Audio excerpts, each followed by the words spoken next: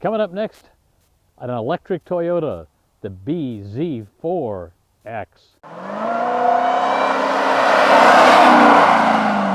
Mark Savage here with all electric vehicle today. This is the Toyota bZ4X. BZ below 0, there's no emissions obviously, 4 because it's near RAV4 size, and X because it's a crossover. Got the plug-in the side, just another little door that opens up, bingo there. I like it, kind of a pointy nose on it, I like that. I like the thin lights, but this is kind of unusual, kind of gives it a different, almost, to me, almost like a Hot Wheels look or something here. Yeah. This customized black streak and fender and skirt. Obviously, the ground effects down there to keep it so it's on the ground, doesn't go too fast. Keep it on the ground, that's always good. Some more black there.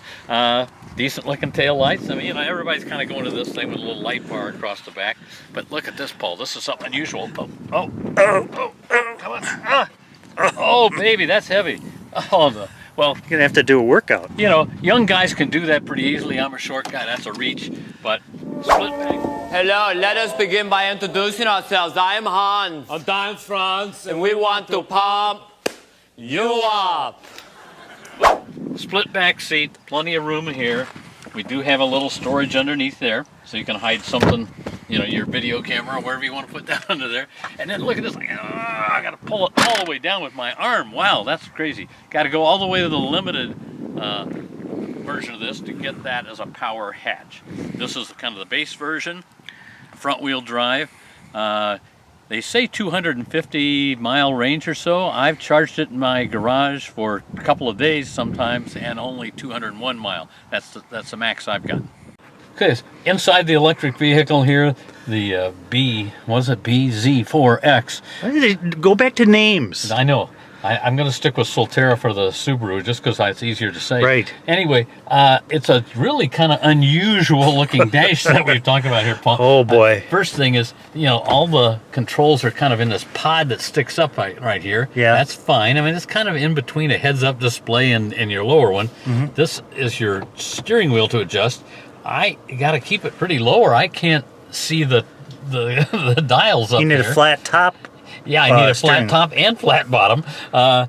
It's obviously punch the power button. We got a big screen, that's fine, and it all works fine, except this wireless connection failed comes up over and over. I hit cancel, it will go off, but you trust me, Paul, it'll be back on. You got automatic heated seats and steering wheel. You got a heated seat over there too. And the nice thing is you can just punch a button and get on auto. Today it's not real cold, so it's not going to give me any heated seat, but still, you can at least put it on there.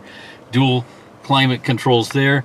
This is the one pedal control. I pushed that earlier today and yesterday. Oh, there it is. Yep, it's back again. But earlier today, this was giving me a message up here saying it was unavailable, but now it's working. So I'm not sure exactly what goes on there. I'm going to show you this. That is the wireless phone charger, which is a nice location. I don't need this top. Now that's kind of in the way.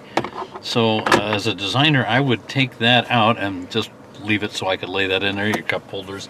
All the usual controls. Has all the safety equipment, all the lane departure stuff, all the smart cruise control. That's all fine. And nice sunroof. Yep, I love big sunroofs. That's good. And you got a grab handle over you, buddy. I do, yeah. Okay, there's a plus. And here's something I always like. They don't do that on enough cars. They don't do that on all the cars anymore. So and that's nice. The thing too, they should actually have it where it goes down sometimes too. Yes, that would be nice too, to have a little extender that way. But what I find is a lot of times the sun is peeking right through here, especially this time of the year when it's kind of at a low angle. We'll take this out and give it a run. Interior is kind of funky. Kind of funky, yeah. My wife has even commented she doesn't like this kind of, it looks like a cloth material. Not sure what that is. And that's going to wear out, and she's afraid the sun's going to fade that pretty quickly, so that's unusual too. Oh, look what's back. There it is, it's back. Connection failed. Well, we'll get rid of that. All right, let's give it a drive. So again, electric vehicle. It's got oodles of power, Paul. It's only 201 horsepower is what they say, but I mean, you get that instant torque. We accelerate quickly away from a stoplight. That's not a problem. This one doesn't have all-wheel drive. That costs a couple of grand extra to put onto this, or the Subaru version. It's standard in that because Subarus are mostly all-wheel drive, and it also costs about $3 grand more for the Subaru. But Still, it handles pretty well. It feels a little bit, I don't know, more like an SUV maybe than a car to me. It just feels a little heavier, and it seems like there's a little more lean in the turns. Even though, the nice thing about all electrics is that when they have a low center of gravity, so that you usually have a lot of downforce, so to speak, weight in the bottom of the car, so you're not going to lean as much in the turns. But it just feels heavier to me than some of the other electrics I've driven. And the ride, we're on a smooth suburban area right now, but driving over here on some other bumpier roads, it's a pretty rough ride. It's pretty, I won't call it severe, but you certainly notice the bumps more in this than you do in some of the other SUVs and little crossovers. The short wheelbase might have something to do with that. Yeah, I mean, it is a little bit shorter wheelbase, kind of like a RAV4, but in my mind, and obviously, I didn't just drive the RAV4 yesterday, but I feel it was a little more composed ride. Yeah, this is a smooth road, and it's a little tight. Yeah, you can feel, it feels tight and just a little bit, bumpier than I would want it to be.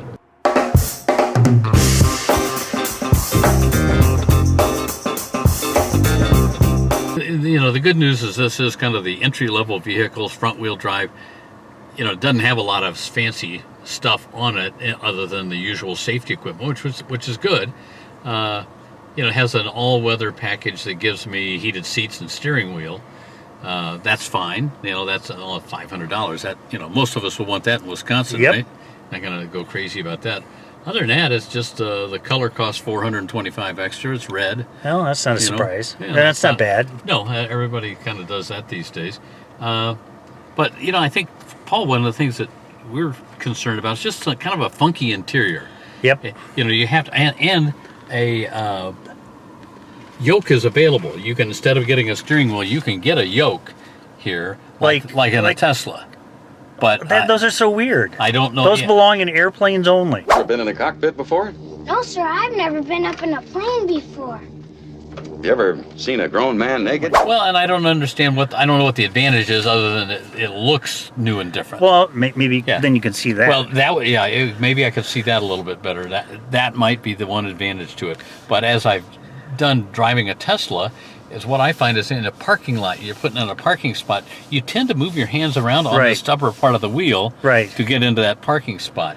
If that's not available, you're doing this and trying to hold on and get, it just feels awkward. But, and the finish on this, a lot of harder plastic up here on the top. Yep. All this is real hard plastic. This is plastic. And then this funny little whatever it is. We're not sure what that is. Yeah, it's sort of similar to the seats, but not exactly. And I don't know. Yeah. And then that funky sound. Yeah, the funky sound, and we're going to let you listen to that in just a second. But I've got it in park because we're sitting here right now. But as I was driving, and then Paul was going to get in, I put it in park, and he was standing outside. He goes, "Whoa, what's that funky sound?" Okay, it's in park.